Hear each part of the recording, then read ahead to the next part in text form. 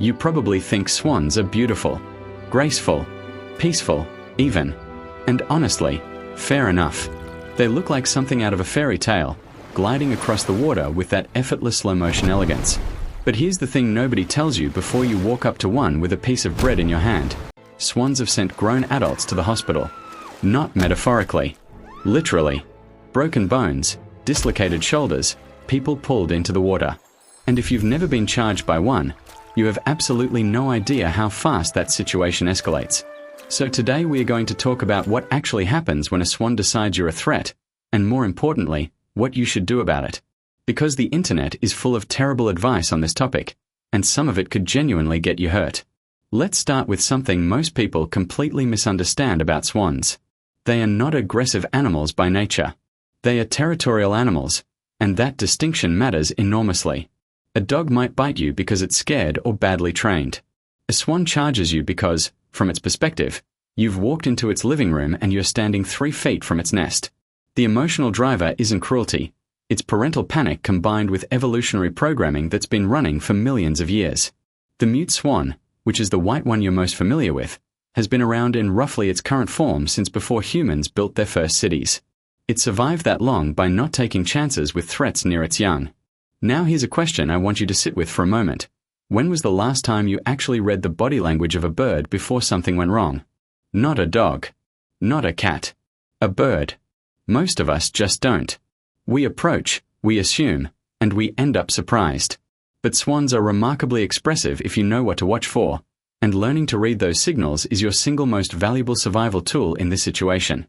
The first stage of a swan threat display is called busking. The bird will arch its wings up over its back, curve its neck into an S shape, and start moving toward you with that head held low and forward. It looks almost theatrical, like something from a nature documentary, which is probably why people keep standing there filming it on their phones instead of backing away. This is your warning. This is the swan saying, with absolute clarity, you need to leave now. If you respect this signal and move calmly back, the vast majority of swan encounters end right here. The bird wins, you leave, everybody goes home fine. But what if you don't leave? Or what if you didn't see it coming and the bird is already covering ground fast? Because they can cover ground fast. On water, a mute swan can push itself forward at roughly 6 to 8 miles per hour. On land, they're less graceful but still surprisingly quick in short bursts, and a charging swan typically covers about 15 to 20 feet in just a few seconds. If you've ever tried to back away quickly while keeping your eyes on something charging at you, you know how fast things can go sideways. In 2012, a man in Chicago named Anthony Hensley was kayaking on a pond when a swan charged his kayak repeatedly, knocked him into the water, and kept attacking him as he tried to swim to shore. He drowned. This is the case that gets cited most often, and while it's extreme, it illustrates something important. A swan in full defensive mode is not going to stop because you're uncomfortable. It stops when the threat, meaning you, is gone. So what do you actually do? Let's walk through this practically, because there's a sequence here that matters. First, do not run.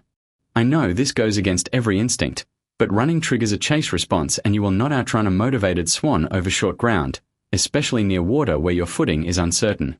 More importantly, running turns your back to the animal, which means you lose all situational awareness and you lose the ability to protect your face and eyes, which is where swans tend to strike. Instead, you back away slowly while facing the bird. Keep your movements deliberate and continuous. This communicates to the swan that you are not a predator. Predators lunge, freeze, and circle. You are simply a large thing that is leaving, which is exactly what the swan wants. Second, make yourself larger. This sounds counterintuitive if you're thinking about not provoking it, but a swan is calculating threat level, and a larger silhouette reads as a more dangerous opponent. Raise your arm slightly, open your jacket if you're wearing one, hold something wide in front of you. An umbrella is genuinely useful here. Open it slowly, and that sudden increase in your visual size often halts a charge mid-approach. This isn't aggression, it's deterrence. Third, use whatever you're carrying as a shield rather than a weapon. A bag, a backpack, a folded jacket held out in front of you. You are not trying to hit the swan. You are giving it something to focus its beak on that isn't your face. A swan's primary weapons are its beak and its wings, and while the wing strikes are forceful, the beak is the thing most likely to cause real injury. It's surprisingly strong and it will go for your eyes and face if you're leaning forward over it. Here's something I find genuinely fascinating about this from a behavioral science perspective. Swans can recognize individual human faces. Studies at the University of Exeter have documented that mute swans remember specific people who have previously disturbed their nests and respond more aggressively to those individuals in subsequent encounters. Meaning if you've had one bad interaction with a particular swan and you come back to that same location, the bird may already be escalating before you've done anything wrong in that visit. The swan has filed you.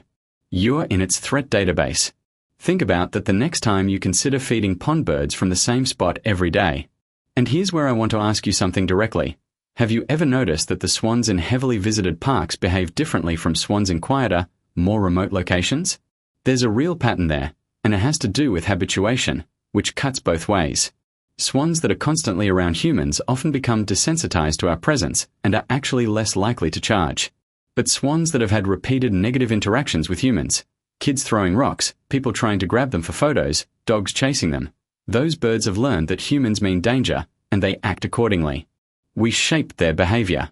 Which means in a strange way, when a swan charges someone at a crowded city park, we as a society are partly responsible for what that bird has learned.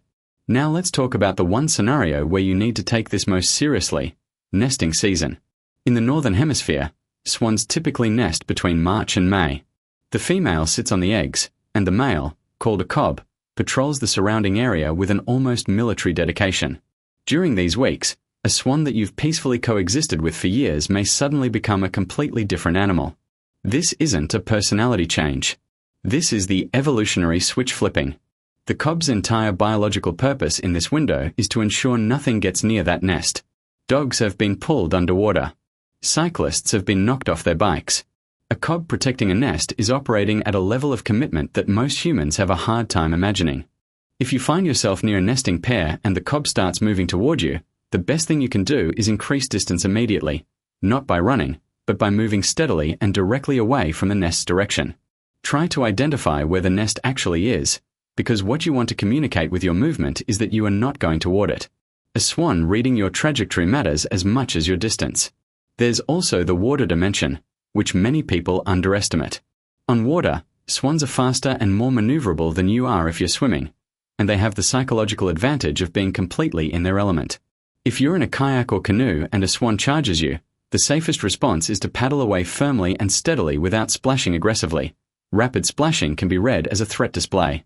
If you capsize, get upright and get out of the water as efficiently as possible. The Hensley case is a reminder that exhaustion and cold water together can be lethal even before the swan makes contact again. Here's one more question I want to leave you with, because I think it actually matters beyond the survival advice. Why do we keep putting ourselves in these situations? Swans are wild animals. They've been given protected status in many countries. In England, all mute swans are technically property of the Crown, a designation that dates back to the 12th century. We've built parks and ponds specifically so that we can be near them. We feed them, we photograph them, we watch them with our children. And then we are somehow surprised when an animal that has been successfully raising young since before the Bronze Age decides that the person with the phone 3 feet from its nest is a problem.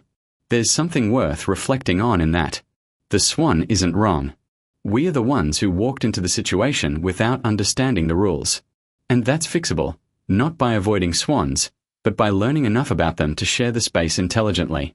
To summarize the practical core of everything we've covered: back away slowly, never run, face the bird at all times, make yourself larger, use a bag or jacket as a shield if contact is imminent, stay out of the water near territorial pairs, and treat nesting season, March through May, as the highest risk window.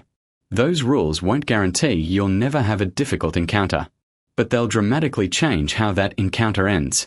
One last thing. If you've actually been charged by a swan and you managed it well, or alternatively if you made every possible mistake and lived to tell about it, I genuinely want to hear it in the comments. Not because I need the entertainment, but because real-world accounts from real situations are how knowledge actually spreads. The behavioral science is fascinating, the evolutionary biology is fascinating, but the stories people carry out of these moments, those are the things that stick, and those are the things that might actually save someone. Stay curious. Keep a respectful distance. And maybe don't hand feed the swans.